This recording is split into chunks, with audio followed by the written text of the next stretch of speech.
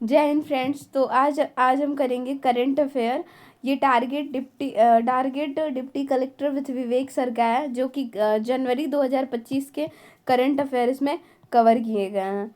तो आइए इसको स्टार्ट करते हैं। देखिए, जनवरी 2025 के 1 से 31 जनवरी 2025 तक के जितने करंट अफेयर है वो कवर किए गए हैं। तो इसमें हम स्टार्ट करते हैं विथ थियरी करेंगे, इसके एमसीक्यू भी दिए हुए हैं। तो इसमें है कि रजत वर्मा को डीबीएस बैंक के सीईओ नियुक्त किया गया है। किसको? तो रजत वर्मा को क्या नियुक्त किया गया है? तो डीबीएस बैंक के सीईओ नियुक्त किया गया है।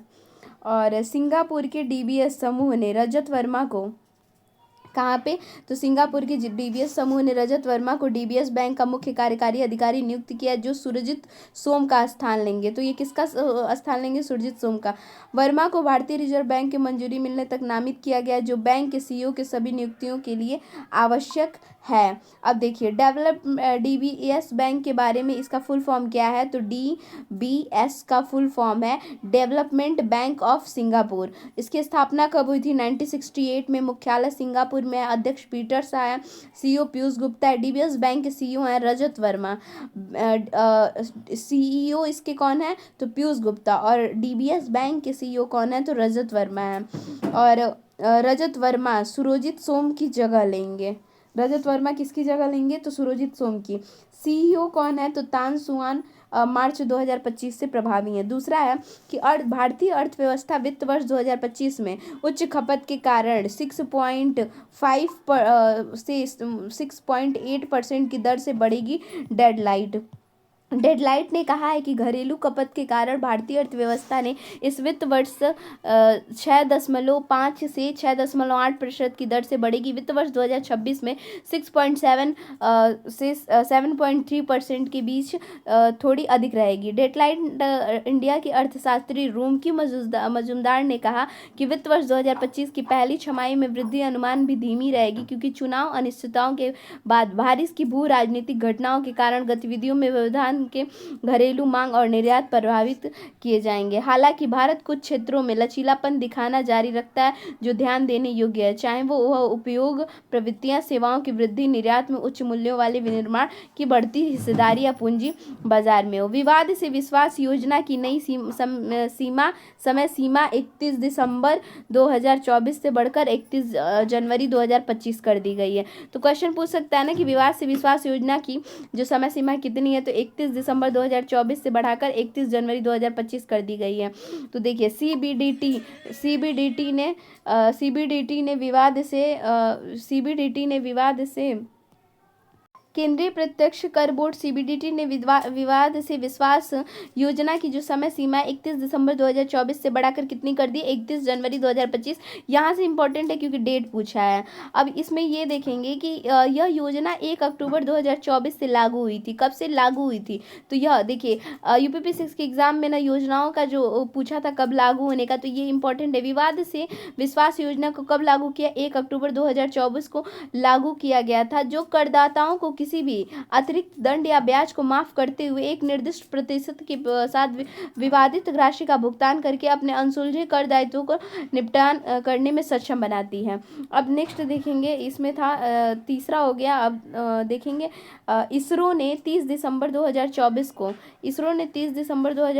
को हरिकोटा से PSLV C16 इसरो ने 30 दिसंबर 2024 को श्रीहरिकोटा PSLV C16 रॉकेट के जरिए स्पेस एक्स मिशन को सफलतापूर्वक लॉन्च किया है। तो देखिए, इसमें ये है कि इसरो ने 30 दिसंबर 2024 को एक ऐतिहासिक उपलब्धि हासिल करते हुए श्रीहरिकोटा से PSLV C60 रॉकेट के जरिए इसरो की स्पेस डॉकिंग एक्सपेरिमेंट मिशन को सफलतापूर्वक लॉन्च किया है। तो कहाँ से? और इसका डेट इंपॉर्टेंट है, 30 दिसंबर 2024 से लॉन्च किया है। इसमें जो ये रॉकेट है, कौन सा? PSLV C60 रॉकेट से 2 छोटे सैटेलाइट्स को 470 किलोमीटर की ऊंचाई पर अंतरिक्ष में भेजा गया। इन सैटेलाइट्स का उद्देश्य अंतरिक्ष में डॉकिंग मतलब आपस में जुड़ना और अनडॉकिंग अलग होने की प्रक्रिया को प्रदर्शित करना है।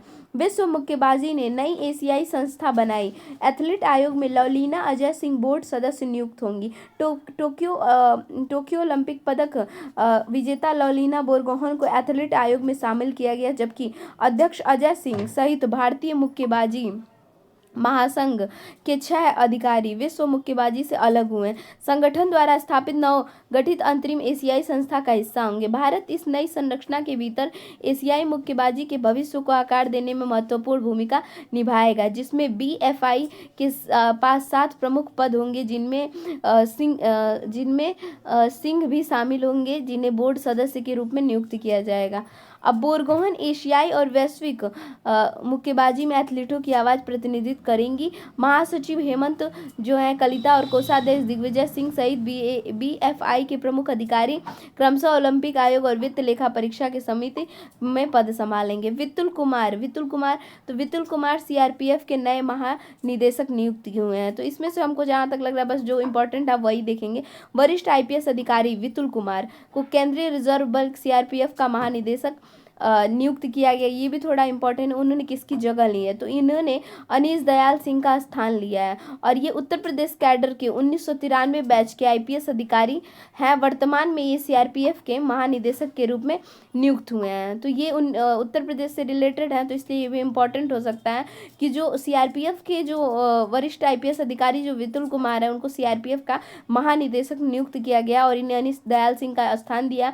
उत्तर प्रदेश कैडर के 1993 बैच के आईपीएस अधिकारी हैं।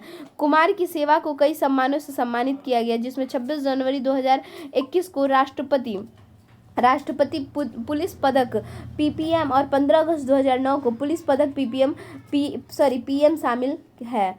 तो इनको 2 बार राष्ट्रीय पुरस्कार से सम्मानित किया गया। 26 जनवरी 2016 को रजत और 26 जनवरी 2018 को स्वर्ण पदक में महानिदेशक की प्रशस्ति डिस्क भी मिली है।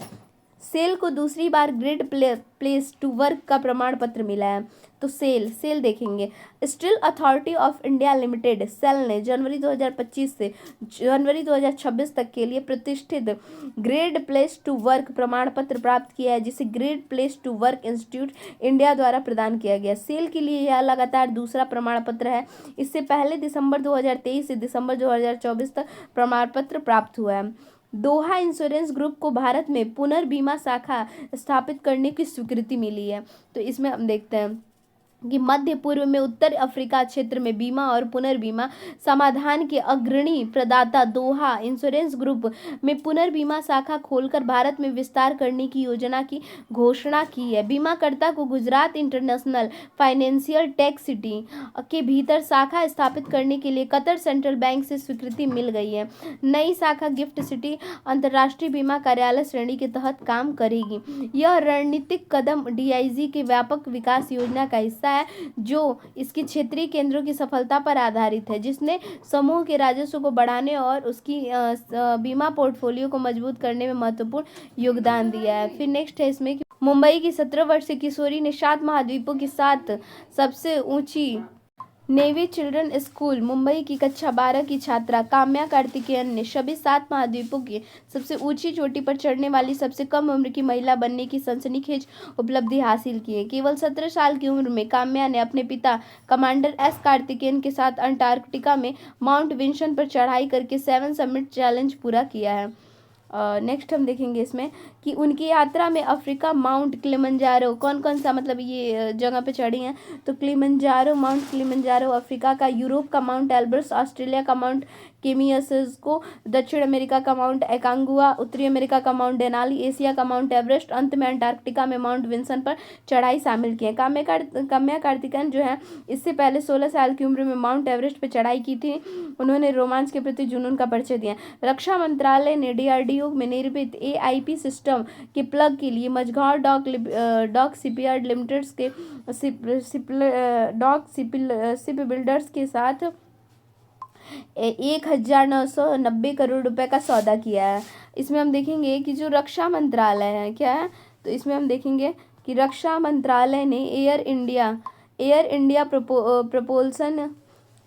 प्रोपल्सन प्लग के लिए मुंबई में मझगांव डॉक शिपयार्ड लिमिटेड के साथ लगभग 1990 करोड़ रुपए के अनुबंध पर हस्ताक्षर किया है। ये प्लग रक्षा अनुसंधान एवं विकास संगठन द्वारा विकसित एआईपी सिस्टम कलवरी श्रेणी की पनडुब्बी है। नेपाल ने बाल विवाह समाप्त करने के लिए अभियान शुरू किया है। तो आइए देखते हैं। नेपाल ने मंत्री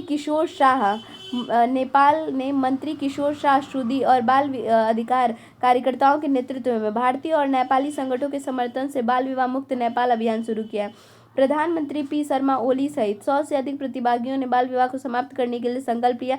इस पहल को जस्ट राइट फॉर चिल्ड्रन और बेस नेपाल का समर्थन प्राप्त है। पश्चिम बंगाल ने संतोष ट्रॉफी जीती है। पश्चिम बंगाल ने फाइनल में केरल को हराकर 1-0 हराकर संतोष ट्रॉफी पर कब्जा किया है। हॉकी इंडिया लीग में हैदराबाद तूफान ने राउरकेला में 2-2 से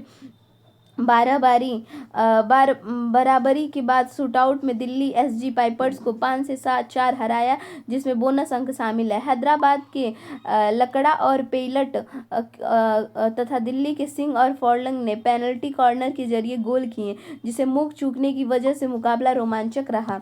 अब देखेंगे 18वां भारत नेपाल सूर्य किरण सैन्य अभ्यास शुरू हुआ था। इंपॉर्टेंट है, देखते हैं कहाँ से। तो लुम्बिनी प्रांत के रूपंदेही, इंपॉर्टेंट है, लुम्बिनी प्रांत के रूपंदेही में 18वां सूर्य किरण सैन्य अभ्यास शुरू हुआ, जिसमें जंगल युद्ध, आतंकवाद निरोध, शांति स्थापना, आपदा राहत और पर्यावरण संरक्षण पर ध्यान केंद्रित किया गया, जिसमें नेपाल श्रीजंग बटालियन और भारत की 11वीं गोरखा राइफल शामिल है। 2010 में शुरू किया गया यह अभ्यास सुरक्षा, सांस्कृतिक संबंधों और पेशेवर सहयोग को मजबूत करता है।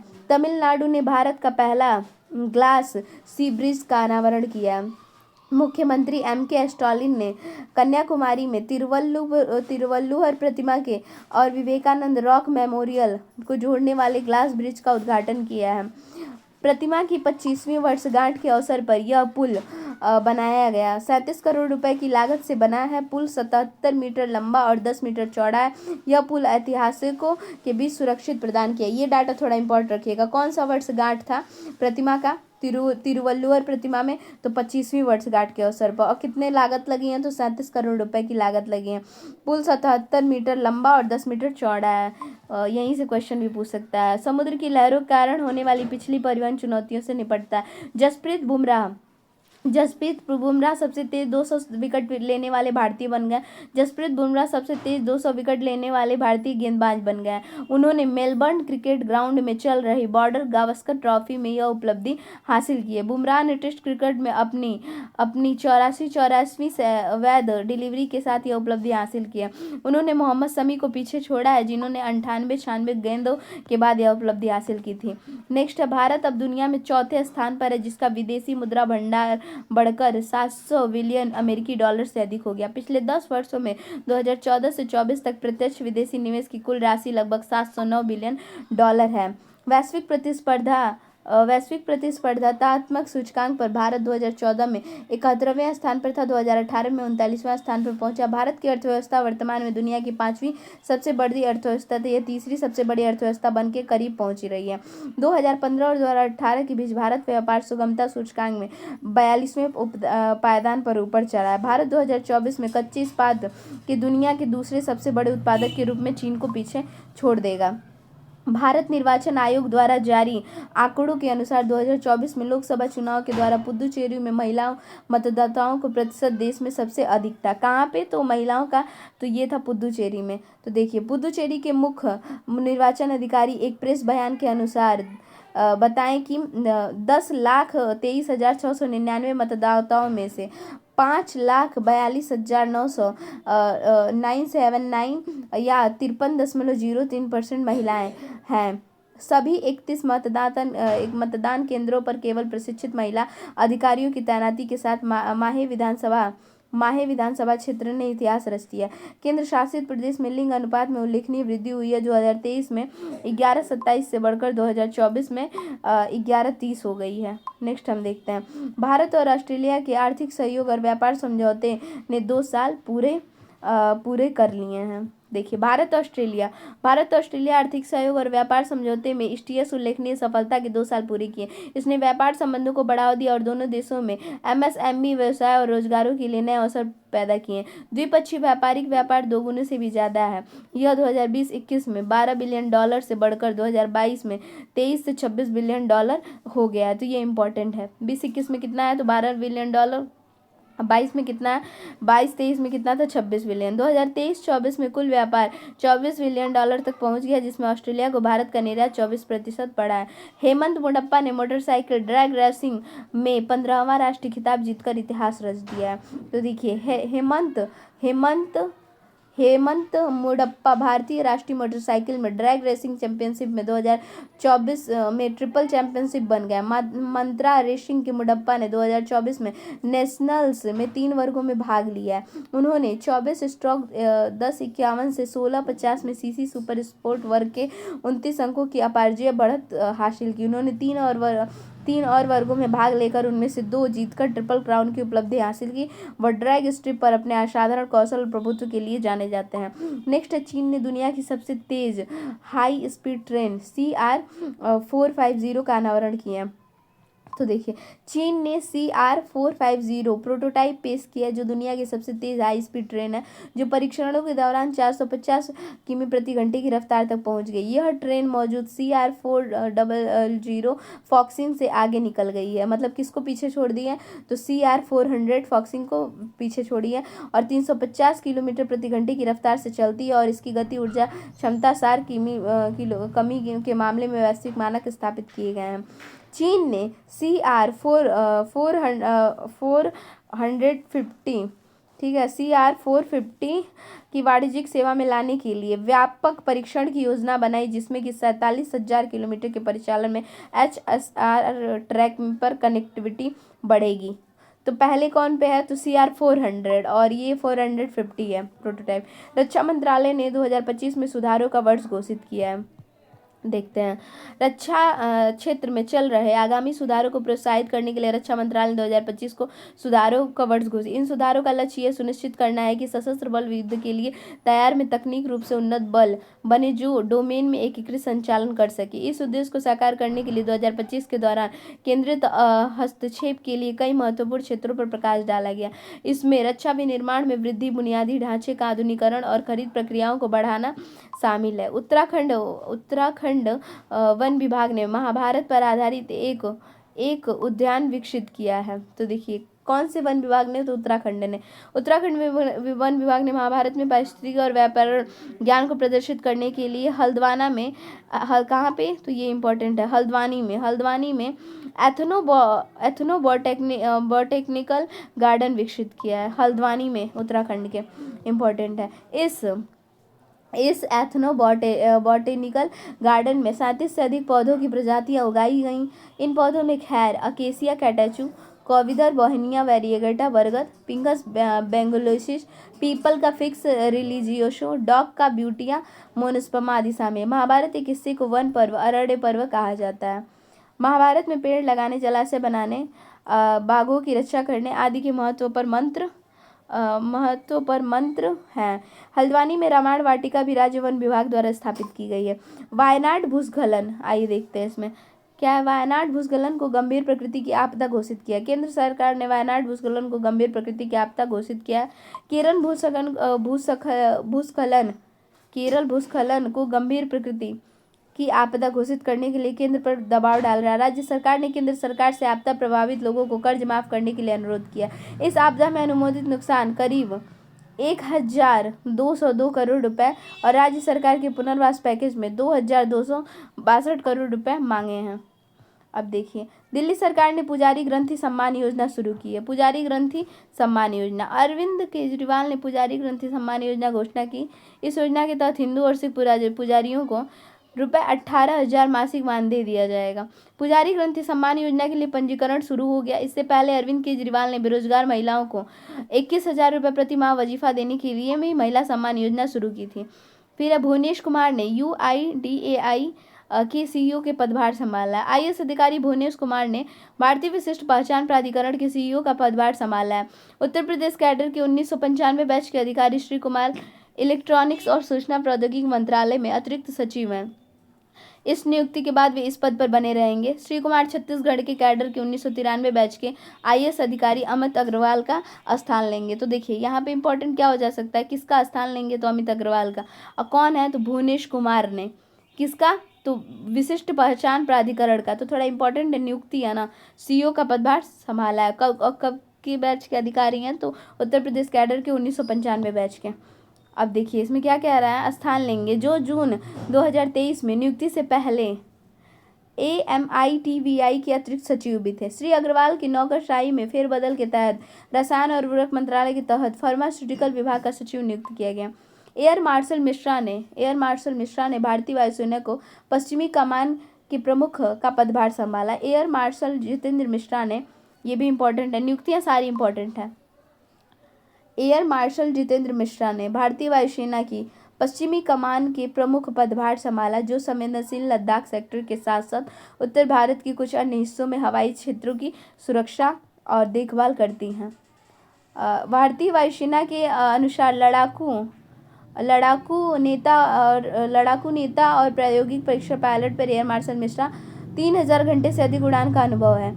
वे एयर मार्शल पंकज मोहन सिन्हा का स्थान लेंगे। किसका स्थान लेंगे, पंकज मोहन सिन्हा का। 39 वर्षों से अधिक की विशिष्ट सेवा देने के बाद सेवानिवृत्त हुए। एयर मार्शल मिश्रा को 6 दिसंबर 1986 को लड़ाकू पायलट के रूप में भारतीय वायुसेना में शामिल किया गया। पुस्तक का विमोचन, Jammu Kashmir and Ladakh through the agency.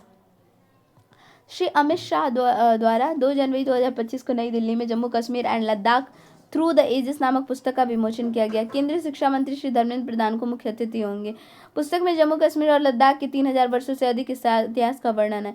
इसे 7 खंडों में विभाजित किया गया, जो विशेषज्ञों और सामान्य पाठकों दोनों के लिए उपयुक्त जानकारी देता है। न्यायमूर्ति राम सुब्रमण्यम को NHRC का अध्यक्ष नियुक्त किया गया। सुप्रीम कोर्ट के पूर्व न्यायाधीश वी राम सुब्रमण्यम ने NHRC के अध्यक्ष के रूप में कार्यभार संभाला, जिसमें भारत की प्राचीन मानवाधिकार परंपरा का उजागर किया गया।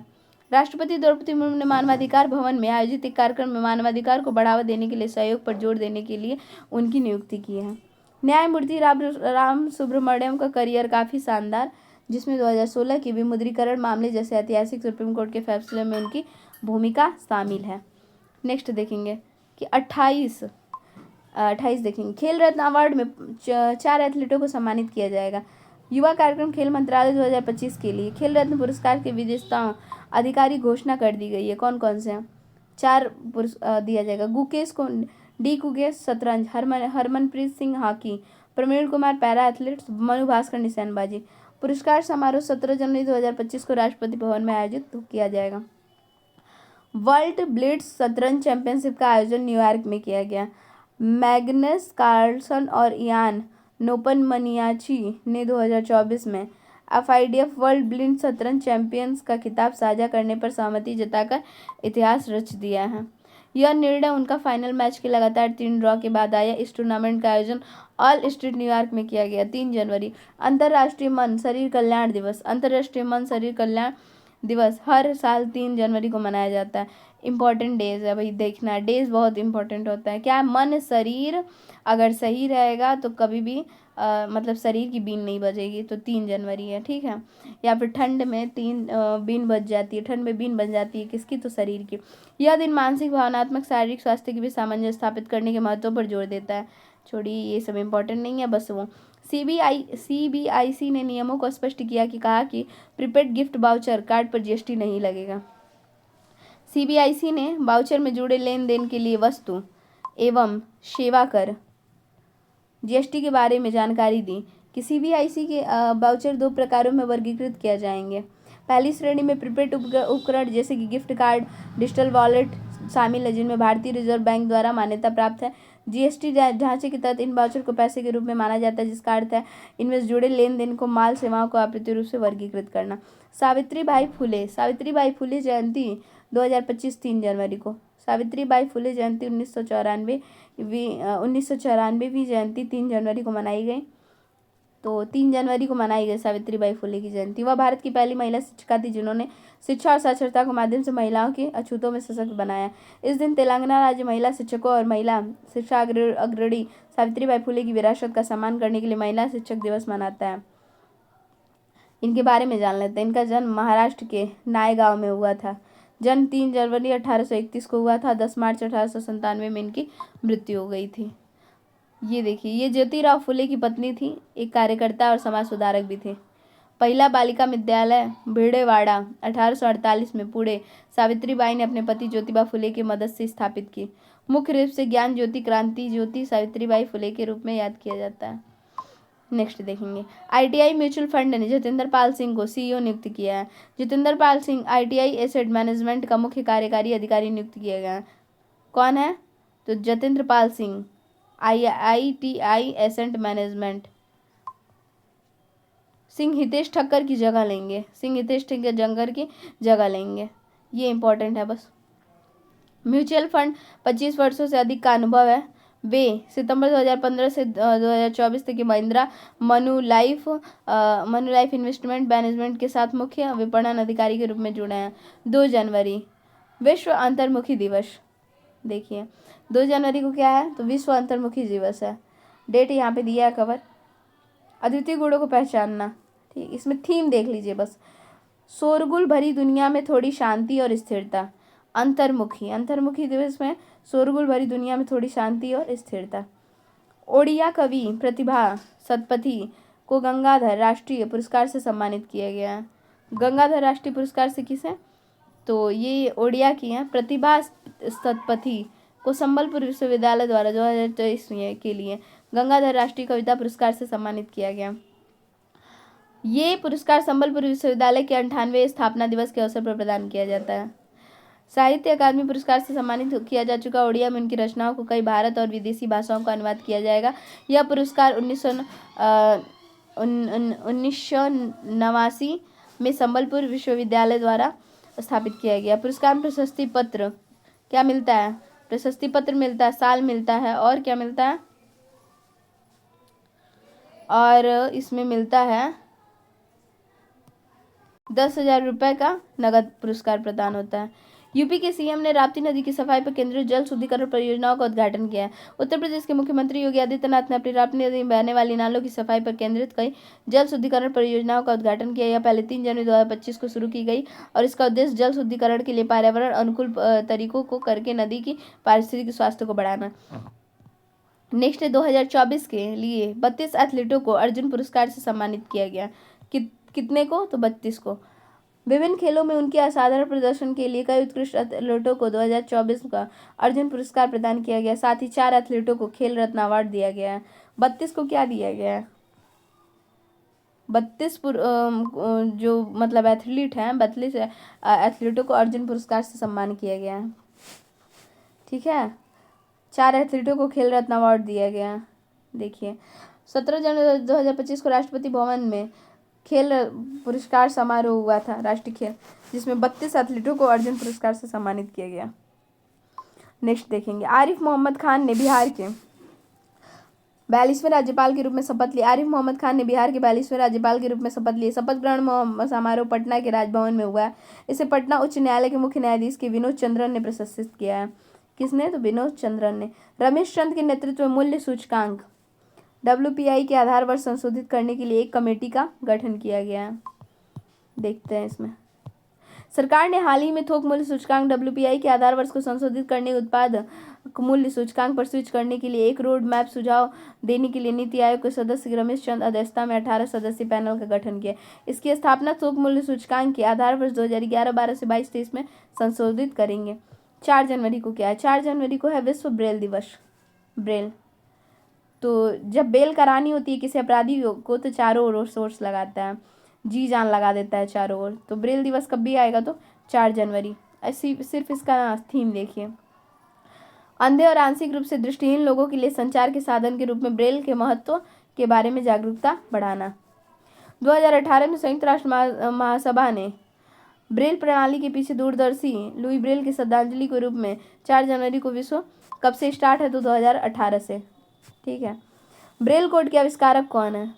तो लुई ब्रेल का जन्म 4 जनवरी 1809 को फ्रांस के कुर्पवे में हुआ था। जब वे 3 साल के थे तब वे ब्रेल ने अपने पिता की दुकान में खेलते समय एक नुकीले औजार से अपने आँख को घायल कर दिया। बेहतरीन देखभाल के बाद उनकी आँख का संक्रमण जल्दी दूसरी आँख में फैल गया। वे पूरी तरह से अंधे हो गए थे। महाराष्ट्र सरकार ने छात्रों के बीच 15 दिवसीय पठन अभियान शुरू किया है।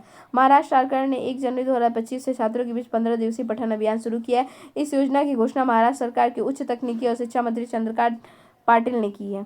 राज्य सरकार ने विभिन्न स्तरों पर समितियां भी गठित की जो पूरे राज्य में पठन अभियान देखरेख करेंगी। राज्य सरकार ने यह घोषणा की कि वह पठन अभियान के तहत राज्य सरकार द्वारा आयोजित विभिन्न गतिविधियों के विजेताओं में सम्मानित है। 15 दिवसीय पठन अभियान महाराष्ट्र सरकार के उच्च एवं तकनीकी शिक्षा विभाग के अधीन होगी। यह साल 1 से 15 जनवरी तक आयोजित किया जाएगा। महाराष्ट्र के बारे में देखेंगे। राजधानी बम्बई, मुख्यमंत्री देवेंद्र फडणवीस तीसरी बार मुख्यमंत्री, उप मुख्यमंत्री एकनाथ शिंदे और अजित पवार। देख लेते हैं नेक्स्ट। राज्यपाल कौन है? तो सीपी राधाकृष्णन। विधानसभा अध्यक्ष राहुल नार्वेकर। ब्लिंकिट ने गुरुग्राम को शुरू से की 10 मिनट की एम्बुलेंस सेवा। क्विक कॉमर्स कंपनी ब्लिंकिट ने गुरुग्राम में 10 मिनट की एम्बुलेंस सेवा शुरू की है। ब्लिंकिट की योजना अगले 2 वर्षों में भारत के अन्य शहरों में भी इस सेवा का विस्तार करेंगे। अभी कहाँ पर सबसे पहले शुरू किया है? तो गुरुग्राम में। इंपॉर्टेंट है। एम्बुलेंस में oxygen cylinder, AED, automated external defibrillator, stretcher, monitor, suction machine, आपातकालीन दवाइयाँ, इंजेक्शन जैसे चिकित्सा उपकरण होंगे। एम्बुलेंस में एक पैरामेडिक और एक सहायक और एक प्रशिक्षित ड्राइवर होगा। जहां पहली 5 एम्बुलेंस तुरंत गुरुग्राम की सड़कों पर उतर जाएगी, वहीं ज़्यादा उपयोगकर्ता ब्लिंकिट ऐप के जरिए basic life support BLS ambulance book कर पाएंगे। ब्लिंकिट के CEO कौन है? अलविंदर ढिंडस। महिला उद्यमिता मंच ने महिला उद्यमियों को सशक्त बनाने के लिए मीरा भयंदर नगर निगम के साथ साझेदारी की है। मीरा भयंदर नगर निगम MBEMC ने फराल सखी नामक एक प्रमुख पहल की अवधारणा तैयार की है, जिसका उद्देश्य क्या है? ये इंपॉर्टेंट होता है। फराल सखी का उद्देश्य महाराष्ट्र की मीरा भयंदर शहर में महिला उद्यमियों को सशक्त बनाना। यह कार्यक्रम पारंपरिक स्नैक उत्पादन में लगी महिला उद्यमियों को अपने उद्यमों को अस्थायी और प्रभावी ढंग से बढ़ाने और मदद के लिए व्यापक प्रशिक्षण को सहायता प्रदान करेगा। प्रसिद्ध वनस्पति शास्त्रज्ञ S मणिलाल को 86 वर्ष में आयु निधन हुआ। देखिए, प्रसिद्ध वनस्पति शास्त्री S मणिलाल, जिन्होंने केरल के औषधीय पौधों के बारे में, ये इंपॉर्टेंट है। वनस्पति शास्त्र कौन है? तो S मणिलाल। वनस्पति के बारे में जिसको जानकारी होती है वही मणि को प्राप्त कर सकता है, ठीक है, क्योंकि वनस्पति में ही तो नाग रहता है मणि लेके। तो S मणिलाल, जिन्होंने केरल के औषधीय पौधों के बारे में 17वीं शताब्दी की ऐतिहासिक वनस्पति शास्त्र की पुस्तक हॉर्ट्स मालबारिकस को अंग्रेजी और मलयालम में अनुवाद कारक पुनर्जीवित किया और त्रिशूर में निधन हो गया। वे 86 वर्ष के थे। मणिलाल ने कालीकट में विश्वविद्यालय में वनस्पति विज्ञान विभाग के प्रमुख रूप में कार्य किया। नेक्स्ट हम देखें। उन्हें ई के जानकी अम्मल टैक्सोनॉमी अवार्ड और नीदरलैंड सरकार का सर्वोच्च नागरिक सम्मान officer of the award of orange Nassau मिला, जिसे नीदरलैंड की महारानी ब्रिटिश ने प्रदान किया। भारत ने उन्हें 2020 में पद्मश्री से सम्मानित। SBI ने TAB आधारित डिजिटल NRI खाता अनबोर्डिंग प्रक्रिया शुरू की है। देखिए, SBI ने NRI और NRO खाता खोलने को सरल बनाने के लिए अनिवासी भारतीय NRI के लिए TAB आधारित डिजिटल ऑनबोर्डिंग प्रक्रिया शुरू की है। नई पहल अब भारत में सभी SBI शाखाओं को चुनिंदा विदेशी कार्यालयों में उपलब्ध है। डिजिटल उपकरणों को प्रयोग करके बैंक के लक्ष्य खाता खोलने की प्रक्रिया, दक्षता और सुविधा को बढ़ाना है। ये भी इम्पोर्टेंट है, ठीक है। प्रक्रिया भौतिक कागजी कार्रवाई की आवश्यकता को समाप्त करती है, जिससे शाखाओं में ग्राहक के दौरे डिजिटल दस्तावेज के सत्यापन के माध्यम से खाता खोलें, ठीक है। कागजी वाला समाप्त है। भारत ने जलवायु परिवर्तन पर संयुक्त राष्ट्र फ्रेमवर्क कन्वेंशन में अपनी चौथी द्विवार्षिक अद्यतन रिपोर्ट प्रस्तुत की है। जलवायु परिवर्तन में देखते हैं, भारत की चौथी द्विवार्षिक अद्यतन रिपोर्ट जलवायु परिवर्तन संयुक्त राष्ट्र फ्रेमवर्क कन्वेंशन को 30 दिसंबर 2024 में प्रस्तुत की गई। तीसरे राष्ट्रीय संचार को अद्यतन करते हुए इसमें वर्ष 2020 के लिए राष्ट्रीय ग्रीन हाउस गैस सूची शामिल है। रिपोर्ट में भारत की राष्ट्रीय परिस्थितियों में समन कार्यों, बाधाओं, अंतरालों, संबंधित वित्त प्रौद्योगिकी और क्षमता निर्माण आवश्यकताओं के विश्लेषण के बारे में जानकारी भी शामिल है। पाकिस्तान ने UNSC के अस्थायी सदस्य के रूप में अपना 2 साल का कार्यकाल शुरू किया। पाकिस्तान ने 1 जनवरी को संयुक्त राष्ट्र सुरक्षा परिषद के अस्थायी सदस्यों के रूप में अपना 2 साल का कार्यकाल शुरू किया है। पाकिस्तानी प्रतिनिधिमंडल दुनिया के सामने आने वाली प्रमुख चुनौतियों का समाधान करने में सक्रिय और रचनात्मक भूमिका निभाएंगे। पाकिस्तान ने 2025-26 के कार्यकाल के लिए सुरक्षा परिषद में अस्थायी सदस्य के रूप में बैठेगा। यह 8वीं बार अपने देश में 15 सदस्यीय निकाय के हॉर्सशू टेबल पर सीट मिली। पाकिस्तान ने जापान की जगह ली, जो वर्तमान में सुरक्षा परिषद में एशियाई सीट पर काबिज है। अंतर्राष्ट्रीय शांति स्थापित करने बनाए रखने के लिए एक प्राथमिक साधन है। 49 नंबर क्वेश्चन देखेंगे कि 2 जनवरी 2025 को DRDO का 67वां स्थापना दिवस मनाया गया। 2 जनवरी 2025 को 67वां। 1958 में अपनी स्थापना के बाद से DRDO 10 प्रयोगशालाओं में एक मामूली स्टेप से बढ़कर 52 प्रयोगशालाओं और DRDO युवा वैज्ञानिकों प्रयोगशालाओं के एक मजबूत नेटवर्क में बदल गया, जो रक्षा प्रौद्योगिकी के एक विशाल स्पेक्ट्रम को कवर करता है। 2025 में सुधारों का वर्ष घोषित किए जाने पर रक्षा मंत्री ने जोर देकर कहा कि DRDO निर्धारित उद्देश्यों को प्राप्त करने में महत्वपूर्ण भूमिका निभाएगा। क्वेश्चन है 50। फैज़ अहमद किदवई को विमानन निकाय का प्रमुख नियुक्त किया गया है। फैज़ अहमद किदवई को विमानन का प्रमुख नियुक्त, तो देखिए विमानन निकाय का प्रमुख नियुक्त किया गया किदवई को। वरिष्ठ IAS अधिकारी फैज़ अहमद किदवई को नागरिक विमानन महानिदेशालय DGS का प्रमुख नियुक्त किया गया। मध्य प्रदेश कैडर के 1996 बैच के भारतीय प्रशासनिक सेवा अधिकारी वर्तमान में कृषि एवं किसान कल्याण विभाग के अतिरिक्त सचिव हैं। गृह मंत्रालय में अतिरिक्त सचिव आशुतोष अग्निहोत्री को भारतीय खाद्य निगम का अध्यक्ष प्रबंध निदेशक नियुक्त किया गया। वरिष्ठ नौकरशाह आकाश त्रिपाठी को विद्युत मंत्रालय में अतिरिक्त संयुक्त सचिव नियुक्त किया गया है। तो इम्पोर्टेंट है। तो अभी हम लोगों ने जो करंट अफेयर में फुल एक्सप्लेनेशन के साथ हम लोग ने 50 करंट अफेयर पॉइंट को कवर किया। कुल 200 हैं। तो अब हम इसके 50 के MCQ देखते हैं और मैक्सिमम 4 से 5 वीडियो में पूरी करंट अफेयर जो कवर हो जाएगी। तो अब हम इसका MCQ वाला देखते हैं।